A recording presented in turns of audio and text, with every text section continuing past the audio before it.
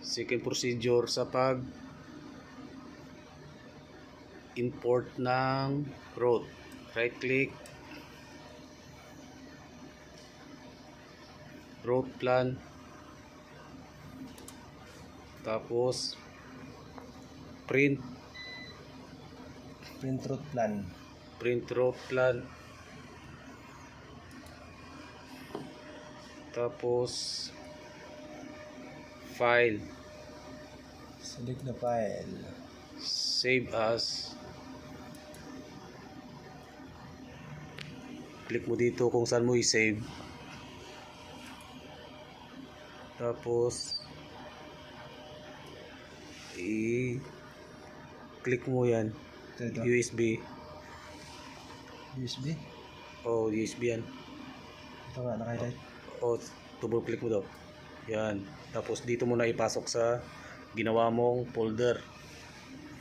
Course and speed yung ginawa dati kanina. Tapos save. Yan. Sunod. X.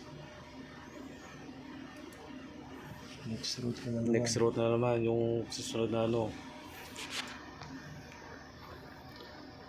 Right click, root plan.